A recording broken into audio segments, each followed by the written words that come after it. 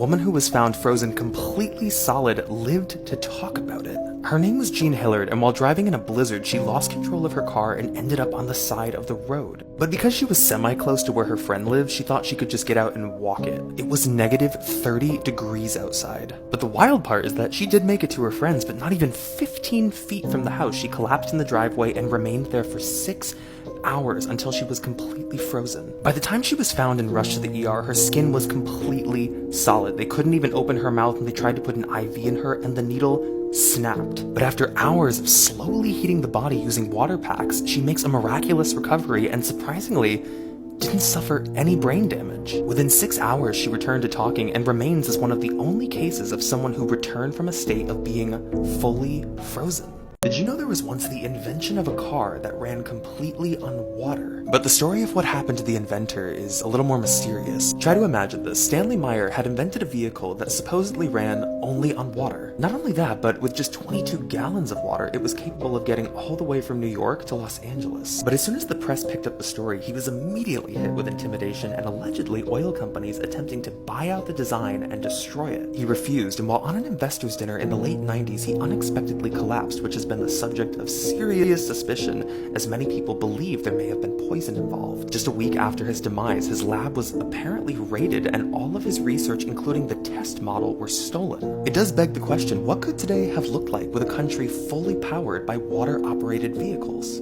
Tell me of an unsolved case that is eerier than this. Dylan Parker was a college student who was headed to a party in a rural part of Idaho on a winter night. He had been texting his mom all night, and there was a plan that she was going to come pick him up at a gas station he would have to walk a mile to because this place was pretty far in the woods. But he never showed. Of course, she reports this to the police, and after a week of searching, his body is found by accident in the woods in the complete opposite direction of where he was supposed to be walking. Here's the unsettling part. So Dylan was found with a ton of scratches on his body, like he had been through some really rough wooded areas, but he was wearing no pants and had no shoes, but his socks and his feet were completely clean. Even stranger, no footprints in the snow. We have no idea how he got there. His remaining clothing has never been found, and an examination determined he ended from hypothermia. At the time, the deputy coroner spoke out, and he insisted that despite there being no footprints, the scratches on his body were consistent with someone who was carried through the woods. We are looking at the creepiest graves in the world. For most of us, graves keep people buried below ground and we don't have access. But imagine a grave with a custom set of stairs that could take you to a window to see your loved one. Distraught over losing her daughter in the 1800s, a woman had a custom staircase built so she could travel below ground and look at her whenever she wanted. And because her daughter was scared of thunderstorms, the mother could always be seen at the grave anytime it was raining. We've all heard of the post-mortem mask, where one immortalizes the face of the person who has passed by getting one final imprint of the body. This tombstone is the resting place of the 3 daughters of Isaac Nettles. Although we don't know what led to their demise, it's believed that he imprinted their faces in sand, filled it with concrete, and then constructed this stone.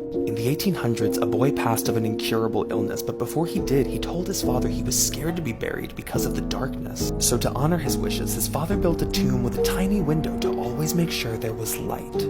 I will never fully understand the disappearance of Brandon Swanson. So Brandon had just finished up his freshman year of college out in Minnesota, and he attends a party on the evening of May 14th, 2008. He's reported to have left the party sometime around midnight and heads to his family home, which is about 30 miles away, and for an unknown reason, he takes a back road. But at some point on his drive, his car ends up in a ditch, so he calls his parents to come pick him up, but he has to give them very specific instructions because, again, he's on a back road. But by the time they get there, they can't find him anywhere, so he gets back on the phone with them, and he says he thinks he can see their car lights in the distance, so he's gonna get out, he's gonna walk to them. He stays on this call for 40 minutes just walking through the dark towards this light, and then unexpectedly interrupts himself and just yells, "Oh shit." These were the last words his parents had ever heard from him. It's believed Brandon was actually 25 miles away, and despite search efforts, he has never been found, and no one knows what it is that he saw.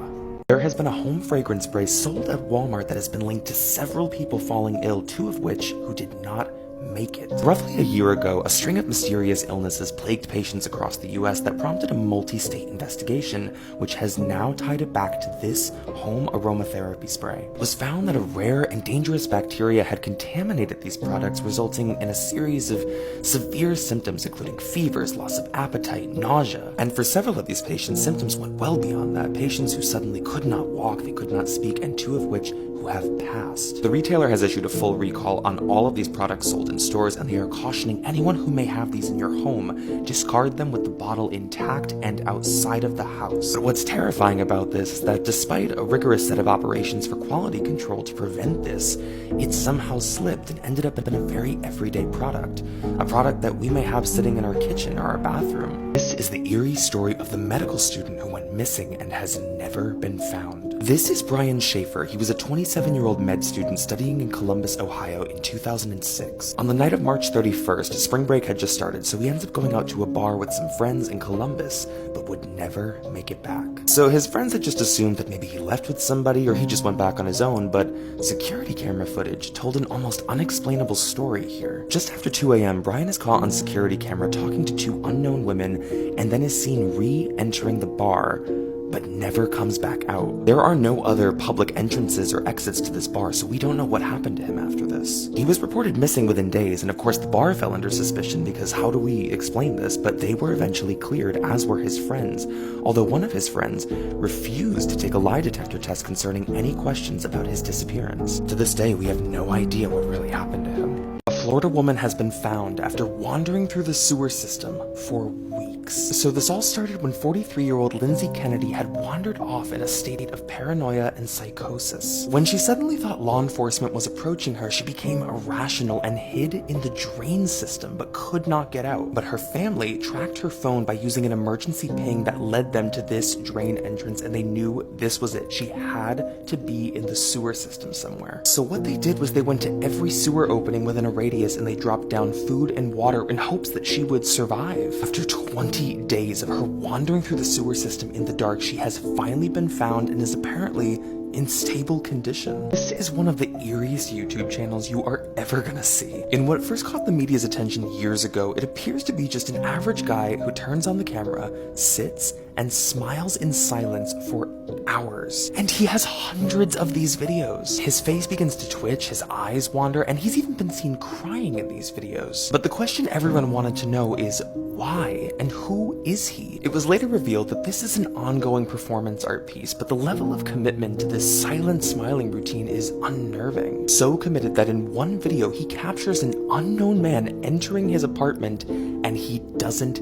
even move. He just continues right on. He just stares right into the camera and keeps smiling. Could you imagine walking in on this? Mysterious brain disease is spreading throughout Canada. In the province of New Brunswick, there have been 48 new cases of an unknown neurological disease that have now been linked. Symptoms are presenting in patients between the ages of 18 to 85 and are starting off mild with just general anxiety, mood swings, followed by muscle spasms and body aches. As the disease advances, people are experiencing mobility issues, language impairments, followed by hallucinations and transient delusions. These are known as Capgras delusions, where one believes their friends and family are not who they say they are and they are imposters. Although neurologists have no diagnosis for the disease, the running theory is that an unknown foreign toxin may be behind it. Make sure to stay tuned for more updates on this. A film star recorded himself as he ended his victim. But before we get into this coverage, if you want additional true crime content, make sure to check out my Insta right in the bio. Also, this is a highly detailed case, so I'm going to recommend the Netflix doc in the comments. This is Luca Magnotta. He was a film star who started creating home videos where he ends cats and puppies. He exhibited narcissistic tendencies, often creating things for shock value, but also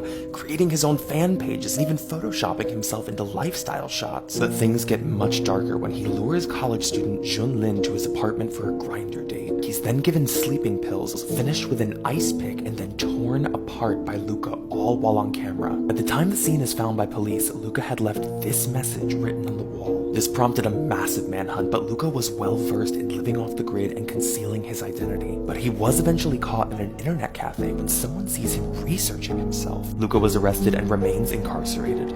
These are the creepiest things new homeowners have found after they moved into the house. After heading up into the attic to check for moisture, this was the first thing this family spotted. A lone rocking chair sitting right above their bedroom. Why this was the only thing stored up in the attic, we do not know. To stay on theme with attics, other homeowners went up into their attic and found this Polaroid, a completely black photograph with the written text saying, "Do you see him?" In another home, something that was missed during the inspection was this particular stain on the wood floor. Come to find out, this stain was from the previous homeowner, as this was the location where they were found. And then there is this, found by a contractor who purchased a home to renovate it but failed to catch this in the basement bathroom. Although clearly a prank, it is still unnerving to imagine walking into your new home and finding this. Disney World facts and incidents that are a lot darker than you could imagine. And if you guys are loving Creep Time and you want even more content, make sure to check out my Instagram right in the bio. Disney World is known for quite a few high-profile deaths, most of which they have done a great job of covering up. But none quite as quickly as when an off-duty cast member accidentally fell to his death off Disney's contemporary resort onto the monorail. Within just 3 hours, Disney had completely cleaned it up and just resumed operations. In 1981, a case went to court when parents claimed that an actor at the park who played Winnie the Pooh had slapped their daughter. But this cast member insisted that this was just a case of turning around and accidentally knocking the little girl over, and actually proved this to a jury in court by repeating the incident while dressed in costume. In the early 70s, at an attraction known as the Carousel of Progress, in which the stage rotates a full 360, the attendant who was 18 was crushed between the stage and the wall. Even more chilling, there is an audio recording that exists of this exact incident. This TikTok is going viral right now because at face value it looks kind of concerning, and there are tons of comments of people saying that this isn't real or that these are prosthetics. But this is very much real. This is the grandfather of this TikToker, who is a practicing Buddhist monk and is etching towards the Great Transition. There are many cultural practices and beliefs within Buddhism that concern the end of life and view things in a different way. For instance, there are many practicing monks who would cite several different bodies where most people would consider them to be dead, but they believe that these are actually monks who are in a long-term state of deep meditation. The practice is known as Sokoshinbutsu, in which one can peacefully and gracefully transition into a state of living mummification.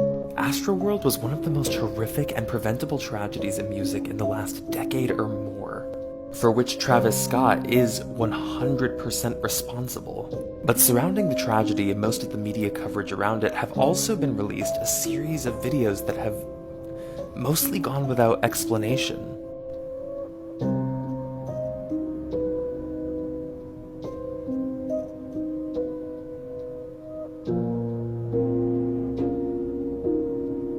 After a long hiatus, we are back with True Crime by State covering Delaware, which of course means we have to hear about the story of the Route 40 killer. But before we get started, if you are loving Creep Time and you want additional creepy content, make sure that you check out my YouTube, Twitter, and Instagram in my bio. I have tons of extra content on there. When bodies started turning up, the majority of which were S-workers along Route 40, tensions in the state became very high as the perpetrator who was behind these acts was a mystery. But all of the bodies had one piece of evidence in common: fibers of blue carpeting from inside a car. An undercover female officer posed along Route 40 as an S-worker, hoping that she would catch a stopping car so she could find the man behind this. And then Stephen Brian Pennell pulled up, and he was initially very shy. He avoided eye contact, but what immediately caught her attention was the blue carpeting inside that vehicle. This was the guy. He was found guilty, but in a stranger twist of events, he himself requested the death penalty. Just about a week or two ago, hundreds of birds were caught on camera unexplainably dropping from the sky. But before we get into this video, if you are loving Creep Time and you want additional creepy content, make sure that you check out my YouTube, my Twitter, and my Insta in the bio. I have tons of extra content on there. So this event actually took place in Chihuahua, Mexico, which, yes, happens to be the home of the legend of La Pascualita. But the circumstances surrounding the fall from the sky were difficult for even experts to explain. So the running theory from several sources suggested that they had entered some sort of pollution cloud or an electrical force that sent the entire flock to the ground. But ecologists believe that they may have actually been attacked mid-flight by an unknown aerial predator. It would have been something that could have caused them to lose stability or collide with each other before plummeting. But we're unclear as to what that predator could be, as this is not a common occurrence. So what do you think really caused this? I get chills like every single time that I tell this story. Okay, so this is Eric Lewis. He was a highly experienced mountain climber who ends up going missing on Mount Rainier. But the story behind this is creepy as hell. So he embarks on this climb with two other climbers who were all attached by a rope, with him being in the back of the group. But at some point on this climb, when the climber who was in front of him went to go pull on the rope so they could, tug him in, they realized that the rope had gone completely slack. And when they do pull in the rope, they see that the rope was actually cut clean, which would indicate that Eric had actually cut himself off the rope and away from the group for an unknown reason. And once they knew he was gone, they alert, rangers, and a search party goes up there for 3 days, but they never found him. They only found his backpack and no footprints. footprints. Whatever caused him to cut himself off that rope and separate from the group remains an unknown, as he has never been found. Growing up watching Courage the Cowardly Dog, did you know that it was based off of a real place called Middle of Nowhere, New Mexico? The concept was inspired by this rural location where feasibly there are very few people still left, but it did fixate on an elderly couple that did go missing after they started to report strange sightings. Although never proven, it's believed that their disappearance, as well as countless others, was at the hands of David Parker Ray, who was a notorious assailant who lived just 7 miles away from here. The couple was never found, but their dog was left behind, which bore the concept of Courage the Cowardly Dog and his elderly caretakers. This is one of the worst cases of Munchausen's I have ever heard of. There is allegedly a woman who picked at her legs all the way through to the bone. I'm cautioning an extreme warning for this one. We know about Munchausen's by proxy, but Munchausen's can be applicable to oneself if you are intentionally perpetuating your own injury or illness to remain unwell. A former ballerina presented with horrific sores on her legs on social media, claiming to have a rare illness. But her followers on social media chimed in when they noted that these wounds looked self-inflicted, but nonetheless, she continued to pick through skin, through muscle, through nerves, and eventually down to her bone. But by the time the infection became emergent, doctors could not save her legs, as she had intentionally destroyed them. She had ensured that they would both become infected. She now lives as a double amputee and insists that this was a mysterious illness out of her control. Munchausen's is a mental health crisis, but there are resources for help and there are roads to recovery.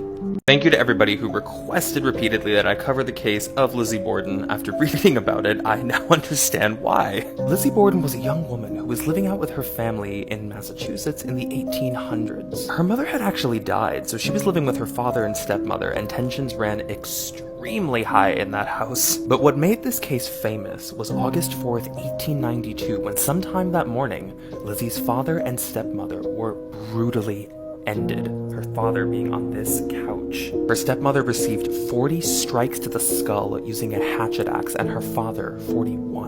Lizzie is arrested, and there are a ton of counterclaims of people saying they heard her laughing at the time this happened, other people in the house who said they didn't hear a thing. But she was eventually found not guilty by a jury of 12 men due to the fact that there was no physical evidence that could link her to these crimes. She was given her freedom, and the Borden house still remains to this day as a horrifying staple of Fall Rivers, Massachusetts. 3 scary movies that were based on real stories, and the third one is absolutely insane. Scream just made yet another resurgence of the franchise as kind of the campy classic in the horror genre. But this whole franchise actually has some truth behind the original concept, as it was inspired by the Gainesville Ripper of Florida, who took the lives of 5 students seemingly for no motive other than just to gamify the killings. He even posed the bodies so that when others found them, it was horrifying. Child's Play is a movie that I would have never imagined to have had some truth behind it. But the original concept that inspired the script was actually based on Robert the Doll, which was gifted to a child in the early 1900s by a woman who practiced voodoo, and people claimed this doll could walk and talk on its own.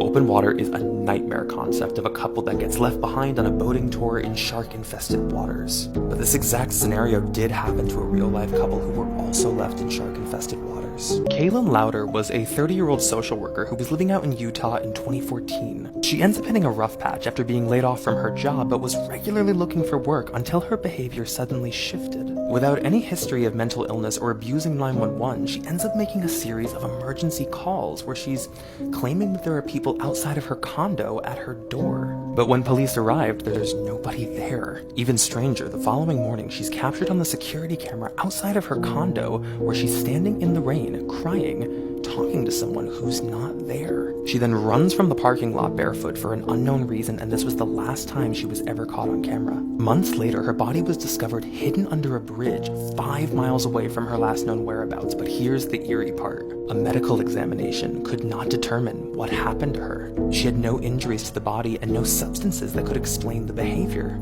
And during that 5-mile journey, not a single person claimed to see her.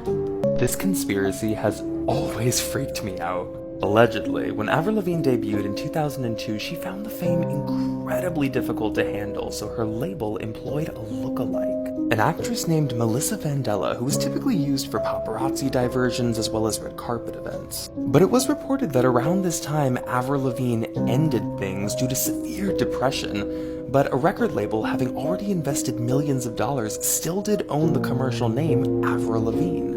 The theory being that Melissa Vandella was then trained and employed to step into her place full time and just assumed this role of Avril.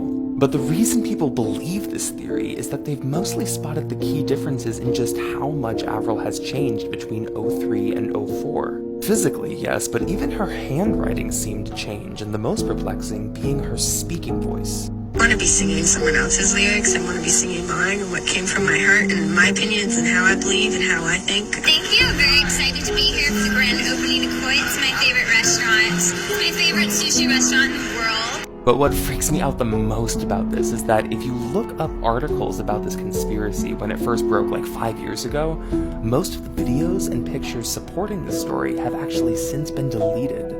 So if there's no truth to it, why? In 2010, 20-year-old Amber Tuckero decided she wanted to go into the city to do some solo exploring on a night out. So she hitchhiked a ride with an unknown man who said he would take her into the city of Edmonton. But Amber would never make it. While on the drive, she suddenly realized that something was very wrong when he started driving through back roads. She had no cell service but managed to record this audio on her phone. It is the only evidence we have of some of her final moments. We're not going into the city, are we? No, we're not. Then where are these roads going to? 50th Street. 50th Street. Are you sure? Absolutely. No, where are we going? 50th Street. 50th Street? 50th Street. East, right? East.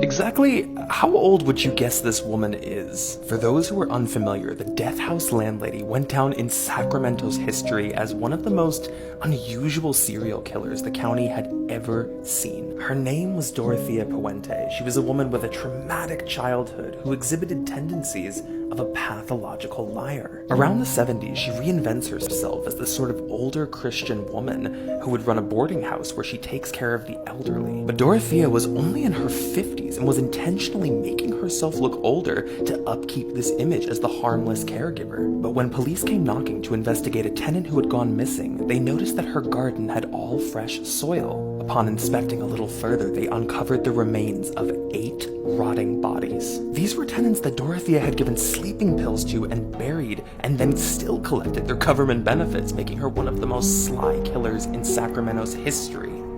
The unsolved final footage of Lars Mittank is just as chilling as it is confusing.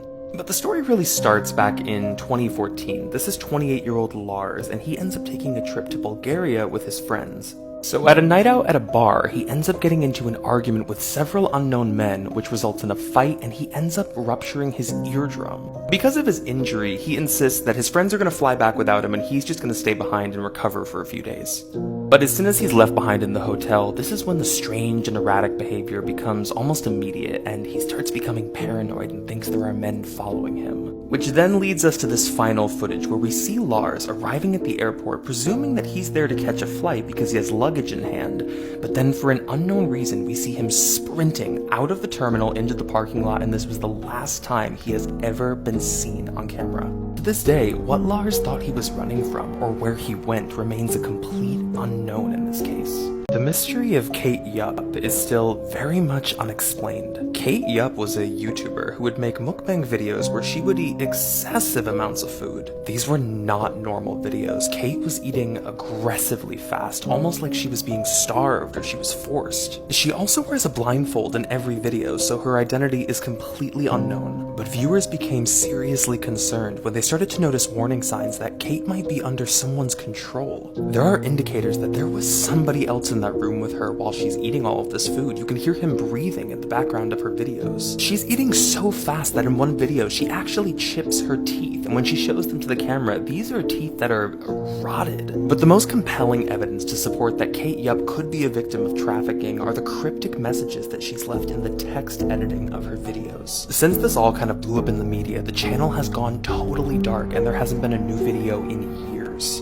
Videos like these that claim to capture urban legends on camera just freak me out so bad. The story behind this is the legend of Tata Duende, which is a mythical creature most commonly found in my Mayan folklore. But the generational stories of these things just take on like a whole new meaning of creepy when people start claiming to capture them on film.